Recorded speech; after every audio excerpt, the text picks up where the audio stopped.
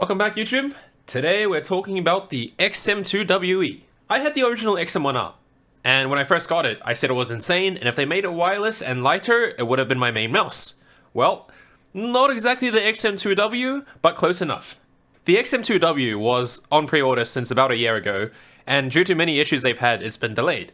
So eventually, Endgame Gear decided to put out this XM2we with the E standing for Essential. So this is the Essential Edition, and it's priced cheaper than the XM2w would be, and included all the essential features to make the mouse what it was. When it released, I really did have my doubts about how this thing would compete in the modern market, given that there's things like the Lamzo Atlantis and other mice on the market that are very similar.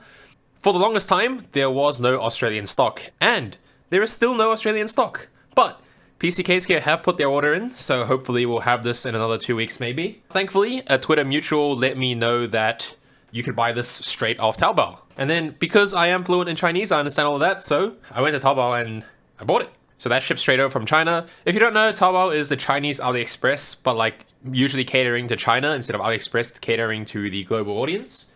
We'll go into the details of this. So the XM2we is essentially the same shape as the original XM1R.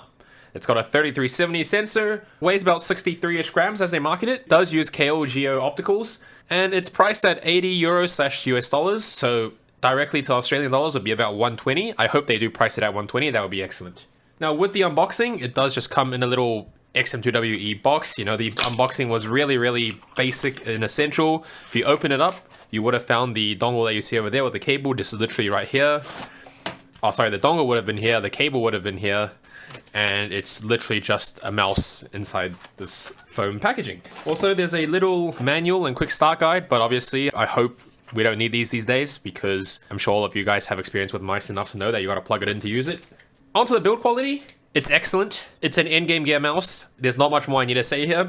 Go watch any XM1R review, any other Endgame Gear review, and they will tell you about the build quality. One of the best you can possibly buy on the market. I just don't need to say much more about that. In terms of grip and coating, this is also hailed as perhaps the best coating on the market. You know, people like this. Some people also like the black Lamzo stuff, but this is without a doubt one of the best coatings you can buy on the market. Nothing to talk about here. It's Endgame Gear. Now, I did use core pad grips, as I always do. This is the XM1R grips, and because the shape's exactly the same, they all fit, with the exception that the side buttons might be slightly different, but doesn't look too much different to me, so use those grips. Now, in terms of sensor and placement, it is a 3370, which isn't exactly the most up-to-date in terms of technical specs compared to the modern market. Everyone else is now using a 3395, but thankfully you can't really tell the difference as much, or at least I couldn't. Unlike some other company, Endgame Gear did not decide to price this very high. So considering that it's got a 3370, but it's only like 80 US dollars, I think that's perfectly acceptable. There's nothing wrong with that. In terms of sensor positioning, it was excellent.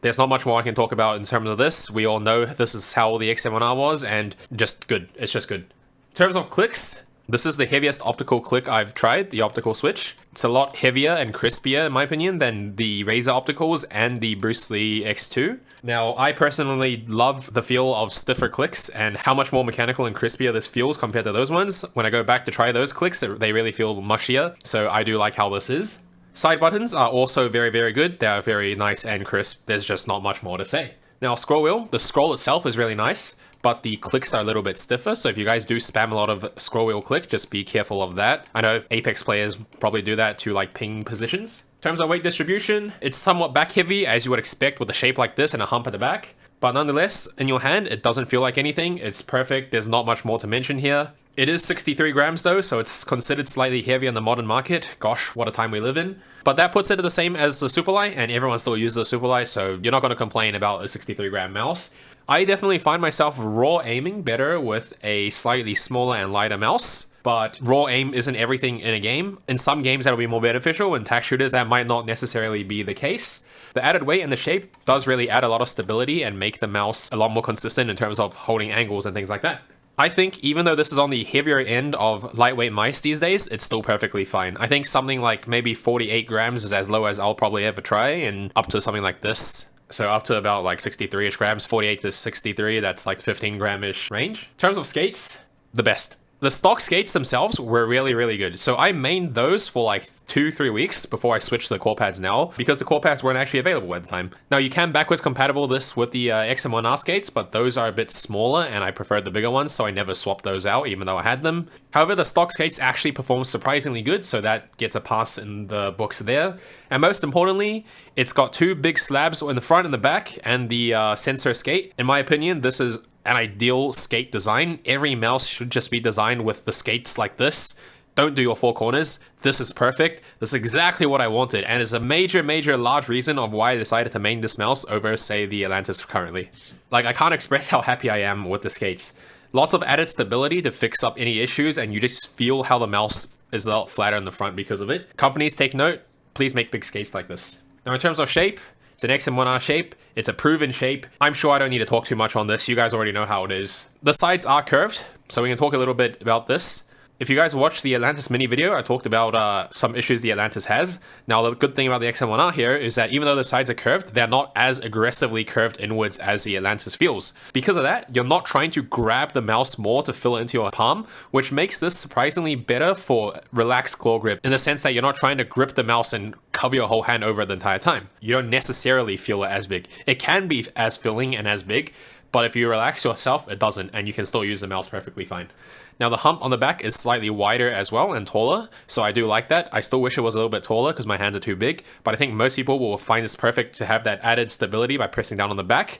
Micros are really good in the front as well. I do wish the front end was still slightly lower where the clicks are. Similar to how the Pulsar X2 is, that thing has really sloped front end and makes the clicks feel really low. I really like those for where the finger placement is and how that gets you into a ready position to click down.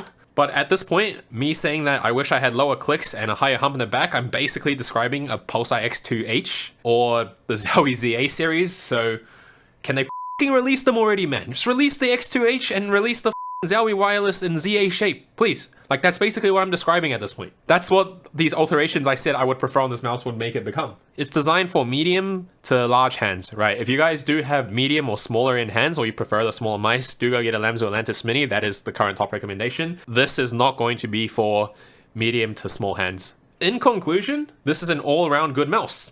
I literally have nothing to complain about it here. Sure, it's an outdated sensor, but it's priced perfectly fine and acceptable for that. And also, you can't even tell the sensor difference in gameplay. It's slightly heavier than most of the mice these days, but it's perfectly in range to play as well. This is just an all-around good mouse. And if you don't own one of these, you really should be getting one of them, because this is a very iconic shape and you just gotta try one at some point. This gets the top recommendation, is pretty much as perfect as a mouse really gets. Well done, Endgame Gear. Please release the XM2we as soon as you can. We are still waiting. Peace out.